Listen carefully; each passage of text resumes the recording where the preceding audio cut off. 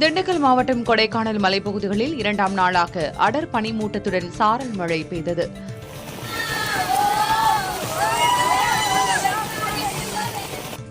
குமரி மாவட்டத்தின் பல்வேறு இடங்களில் பரவலாக மழை பெய்தது. குழித்துறை நீதிமன்றம் அருகில் இருசக்கர வாகன ஓட்டிகள் மழையில் இருந்து தப்ப சாலையின் இருபுறமும் வாகனங்களை நிறுத்தி ஓரமாக நின்றதால் போக்குவரத்து நெரிசல் ஏற்பட்டது.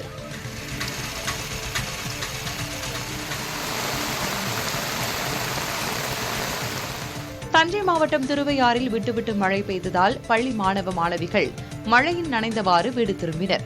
பேருந்து நிலையம், தேரடி வடக்கு வீதி, கீழ வீதி சந்திப்பு போன்ற பகுதிகளில் தாழ்வான இடங்களில் மழைநீர் தேங்கியது. திருச்சி மாவட்டம் முசிறி, அந்தரப்பட்டி, அழகாப்பட்டி, சேரிகுடி உள்ளிட்ட பகுதிகளில் மின்னல் இடியுடன் கனமழை பெய்தது.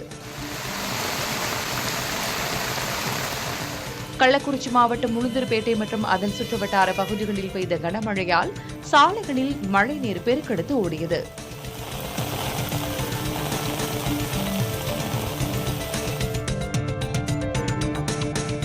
தொடர் மழை காரணமாக சென்னை பட்டாளம் KM கார்டன் பகுதியில் உள்ள 15 தெருக்களில் முட்டி அளவிற்கு கழிவுநீர் சூழ்ந்துள்ளதால் மக்கள் அவதிக்குள்ளாகினர். இதனால் அப்பகுதி முழுவதும் கடந்த 5 நாட்களாக துர்நாற்றம் வீசி வருகிறது. தொற்று நோய் பரவுவதற்கு முன்பு நடவடிக்கை எடுக்க வேண்டும் என அப்பகுதி மக்கள் கோரிக்கை விடுத்துள்ளனர். குழந்தைங்களுக்கு வயிற்றால போகுது, ஜுரம் அடிக்குது, வாந்தி வருது. என்ன ஜுரம் 3 நாள் எந்தெந்த ஜுரமும் வருது சார். ஒரே புழுவு கிழிவு இருக்குது சார் இந்த தண்ணியில். 5 நாளாக நாங்கள் கஷ்டப்படுறோம் சார். எந்த ஒரு வேலை வெட்டிக்கு போக முடியல, குழந்தை ஸ்கூலுக்கு போக முடியல. மழை ஒரு 5 நிமிஷம் 10 நிமிஷம் தான் பெய்யுது. ஆனால் மழை அவ்வளோமே இல்லை. ஆனால் தண்ணி தொட அளவு இருக்குது. ஜனங்க இங்கே பிள்ளைங்களை ஸ்கூலுக்கு கூட்டிகிட்டு போக முடியல, சாப்பாடு செய்ய முடியல, வாந்தி, மழைக்கம், ஜுரம் இவளெல்லாம் இந்த இடத்துல அதிக மக்கள் ரொம்ப வாட்டி வதித்து கொண்டு இருக்கிறது. ரொம்ப கஷ்டமாகுது சார். நாங்கள் போய் ரிப்போர்ட்டு கொடுத்தோம். எடுக்கிறேன்றாங்க. ஒரு பொட்டு அளவு கூட கீழே இறங்கல சார் தண்ணி.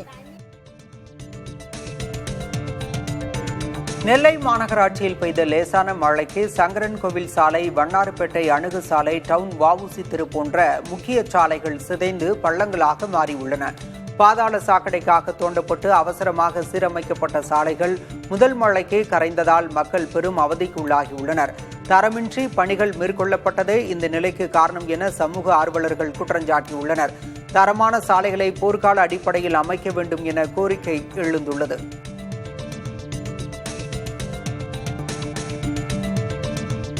தீபாவளியை முன்னிட்டு டெல்லி மூல்சந்த் பறக்கும் மேம்பாலம் மற்றும் சுற்றுவட்டார பகுதிகளில் கடும் வாகன நெரிசல் ஏற்பட்டது. தீபாவளி ஷாப்பிங் மற்றும் வீடு திரும்பும் பயணிகள் எண்ணிக்கை அதிகரித்ததால் வாகனங்கள் மெதுவாக ஊர்ந்து சென்றன. இதன் விளைவாக லஜ்பத் நகர் உள்ளிட்ட முக்கிய சாலைகளிலும் போக்குவரத்து பாதிப்பு ஏற்பட்டது. பொதுமக்கள் தேவையற்ற தனியார் வாகன பயணங்களை தவிர்த்து மெட்ரோ மற்றும் பேருந்து போன்ற பொது போக்குவரத்தை பயன்படுத்துமாறு போக்குவரத்து துறை அறிவுறுத்தியுள்ளது.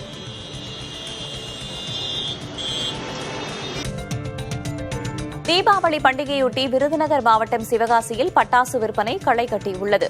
சிவகாசியில் உள்ள 2500க்கும் மேற்பட்ட உரிமம் பெற்ற கடைகளில் 50 முதல் 75 விழுக்காடு வரை பட்டாசுகளுக்கு தள்ளுபடி வழங்கப்படுகிறது.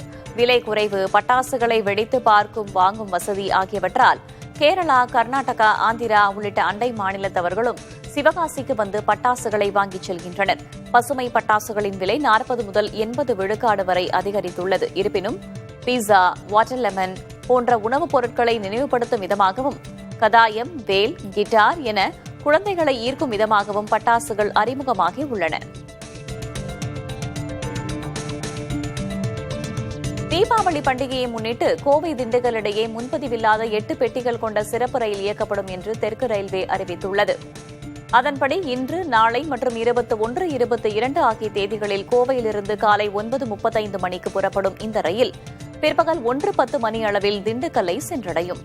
அதேபோல திண்டுக்கல் ரயில் நிலையத்திலிருந்து பிற்பகல் 2 மணிக்கு புறப்படும் இந்த சிறப்பு ரயில் மாலை 5:50 மணிக்கு கோவையை சென்றடையும் என்று தெரிவிக்கப்பட்டுள்ளது. தீபாவளிக்கு மறுநாளான செவ்வாய்க்கிழமையன்று தமிழ்நாடு அரசு பொது விடுமுறை அறிவித்துள்ளது. வரும் 21ஆம் தேதி அனைத்து அரசு அலுவலகங்கள், பள்ளி, கல்லூரிகள் மற்றும் பொதுத்துறை நிறுவனங்களுக்கு தமிழ்நாடு அரசு விடுமுறை அளித்து உத்தரவிட்டுள்ளது. இந்த விடுமுறை தினத்தை ஈடு செய்யும் விதமாக வரும் 25ஆம் தேதி பணி நாளாக அறிவிக்கப்பட்டுள்ளது. இதன் மூலம் சனி, ஞாயிறு, தீபாவளி நாளான திங்கட்கிழமை மற்றும் செவ்வாய்க்கிழமை என தீபாவளிக்கு தொடர்ந்து 4 நாட்கள் விடுமுறை கிடைத்துள்ளது. தீபாவளிக்கு மறுநாளும் விடுமுறை அளிக்க வேண்டும் என அரசு ஊழியர்கள் கோரிக்கை விடுத்த நிலையில் அறிவிப்பு வெளியாகியுள்ளது.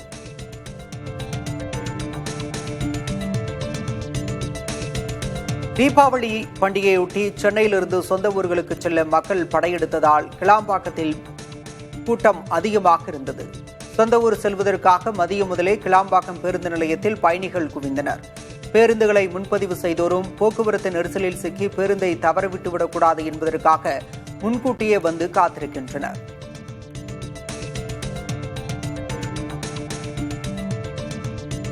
தீபாவளி பண்டிகையை முன்னிட்டு மதுரையின் வணிக வீதியான 4 மாசி வீதிகளிலும் கூட்டம் அலைமோதியது. புத்தாடைகள், வீட்டு உபயோகப் பொருட்கள் மட்டுமின்றி பட்டாசுகளை வாங்குவதற்காகவும் மக்கள் குவிந்தனர். தீபாவளி பண்டிகையை முன்னிட்டு 4 மாசி வீதிகளில் நூற்றுக்கணக்கான சாலையோர கடைகளும் புதிதாக தோன்றியுள்ளன. மழையினால் வியாபாரம் பாதிக்கப்படுவதாக சில சாலையோர வியாபாரிகள் தெரிவித்தனர். எங்களுக்கு நல்லா இருக்கியா, மற்றவங்கள பற்றியெல்லாம் நான் நினைக்கல.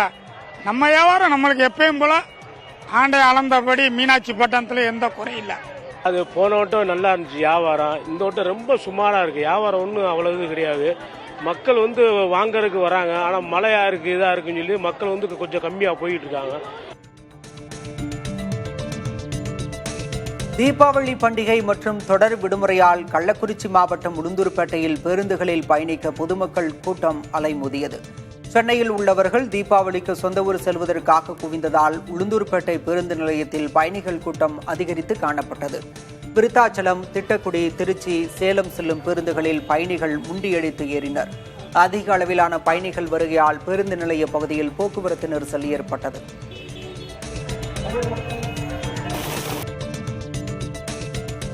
குடியரசுத் தலைவர் குறிப்பு தொடர்பான விவகாரத்தில் நவம்பர் 21ஆம் தேதிக்குள் தீர்ப்பளிக்கப்படும் என்று உச்சநீதிமன்ற நீதிபதி தெரிவித்துள்ளார்.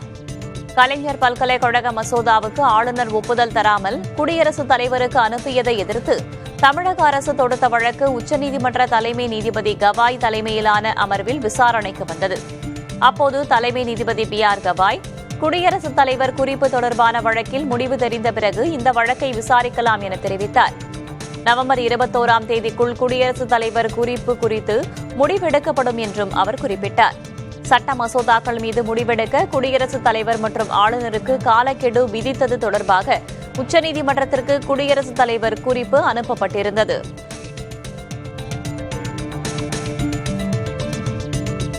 லடாக்கின் லே பகுதியில் கடந்த செப்டம்பர் 24ஆம் தேதி நடைபெற்ற வன்முறைகள் குறித்து விசாரிக்க ஓய்வு பெற்ற உச்சநீதிமன்ற நீதிபதி BS சௌகான் தலைமையில் ஒரு குழு அமைக்க மத்திய உள்துறை அமைச்சகம் உத்தரவிட்டுள்ளதாக அதிகாரிகள் தெரிவித்துள்ளனர்.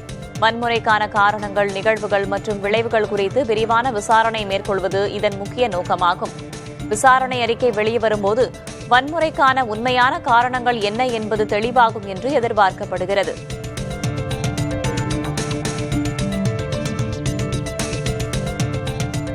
எல்லா வழக்குகளிலும் CBI விசாரணைக்கு உத்தரவிடுவது கூடாது என்று உச்சநீதிமன்றம் தெரிவித்துள்ளது. அரிதான, விதிவிலக்கான வழக்குகளில் இறுதியான நடவடிக்கையாக CBI விசாரணை இருக்க வேண்டும் என்றும் உச்சநீதிமன்றம் வலியுறுத்தியுள்ளது.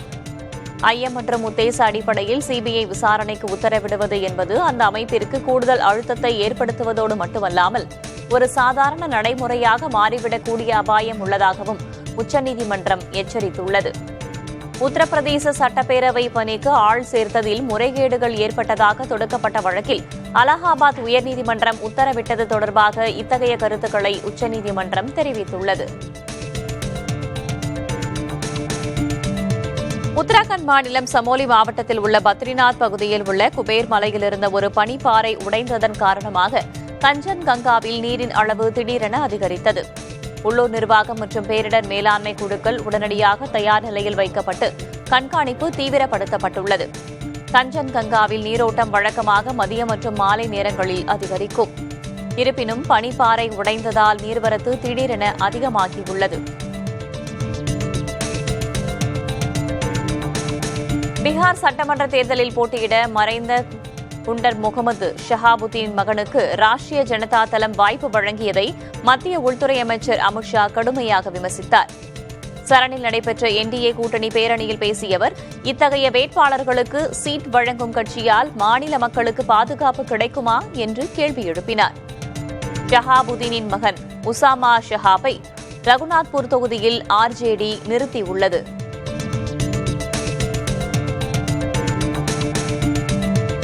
சமூக மற்றும் கல்வி கணக்கெடுப்பில் பங்கேற்காத இன்போசிஸ் நிறுவன நாராயணமூர்த்தி மற்றும் அவரது மனைவி சுதாமூர்த்தியை கர்நாடக முதல்வர் சித்தராமையா விமர்சித்தார்.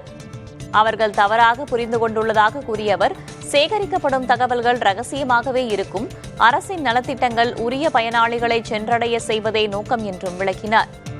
அனைவரும் கணக்கெடுப்பில் பங்கேற்று அரசுக்கு ஒத்துழைக்க வேண்டும் என்றும் அவர் கேட்டுக் கொண்டார்.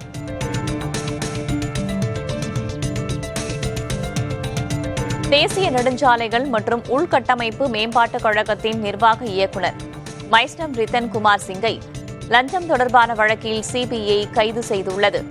டெல்லி, பெங்களூரு, கவுகாத்தி உட்பட அவர் தொடர்புடைய இடங்களில் நடத்தப்பட்ட சோதனையில் 2,62,00,000 ரூபாய் ரொக்கம் உட்பட பல கோடி ரூபாய் மதிப்பிலான அசையா சொத்துக்களின் ஆவணங்கள் பறிமுதல் செய்யப்பட்டன.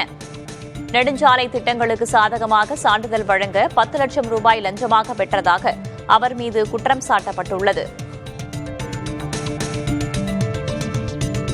கோவை தொண்டாமுத்தூர் பகுதியில் விவசாய நிலங்களை சேதப்படுத்தி வந்த காட்டு யானை ரோலெக்ஸ் 4 கும்கி யானைகளின் உதவியுடன் பிடிபட்டது. இந்த யானையை பிடிக்க 25 நாட்களுக்கும் மேலாக கண்காணிப்பு பணிகள் நடைபெற்றன. அதிகாலை நேரத்தில் மயக்க ஊசி செலுத்தப்பட்டு யானை பிடிக்கப்பட்டது. லாரியில் ஏற்றப்பட்ட யானை பலத்த பாதுகாப்புடன் பொள்ளாச்சி டாப் ஸ்லிப் வனப்பகுதிக்கு கொண்டு செல்லப்பட்டது. மருத்துவ பரிசோதனைக்கு பிறகு யானை மரக்கூண்டில் அடைக்கப்படும் என்று வனத்துறை தெரிவித்துள்ளது. சென்னையின் குடிநீர் ஆதாரமான பூண்டி ஏரி முழு கொள்ளளவை எட்டியுள்ளதால் ஏரியிலிருந்து 4,500 கன அடி உபரிநீர் திறக்கப்பட்டுள்ளது. இதனால் திருவள்ளூர் ஆட்சியர் பிரதாப் பூண்டி ஏரியில் ஆய்வு செய்தார்.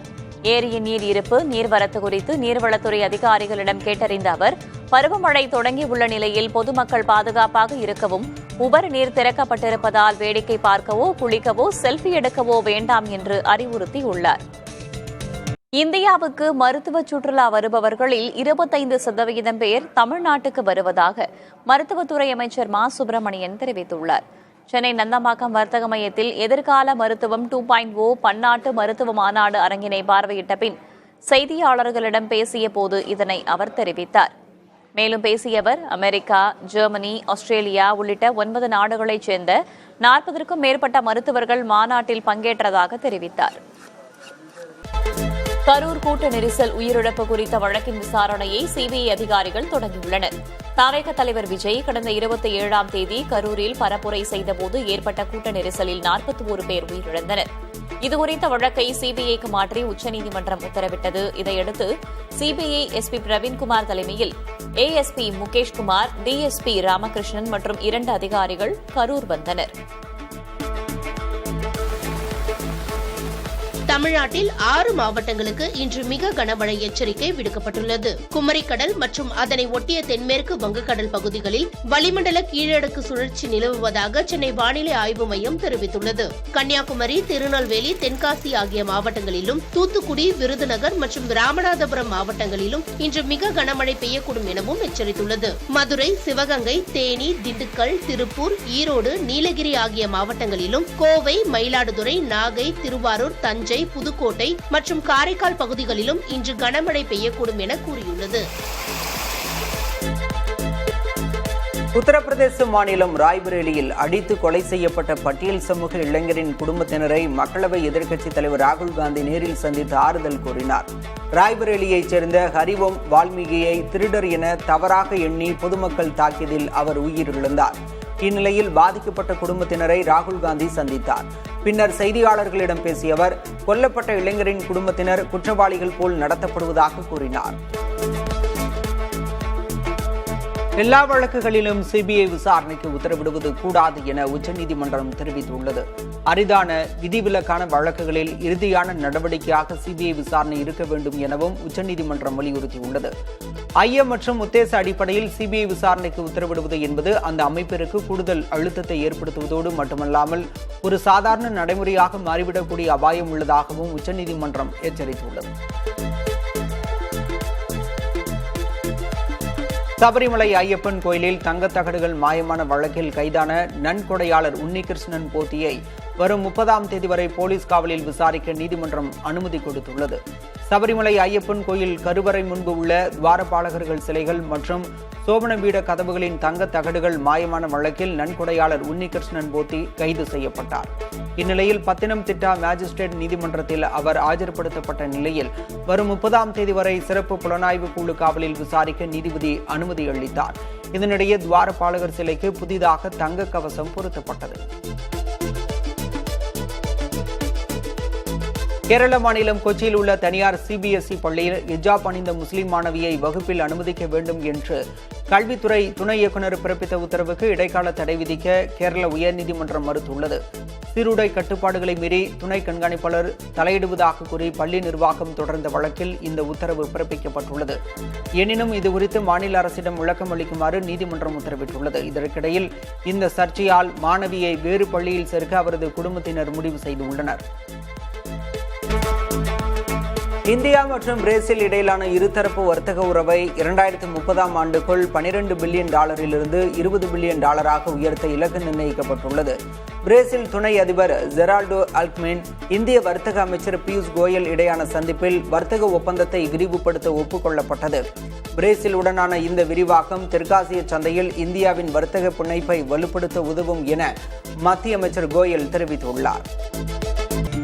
பீகார் சட்டப்பேரவை தேர்தலை முன்னிட்டு மத்திய உள்துறை அமைச்சரும் பாஜக தலைவருமான அமித்ஷா முதலமைச்சர் நிதிஷ்குமாரை பாட்னாவில் உள்ள அவரது இல்லத்தில் சந்தித்து பேசினார்.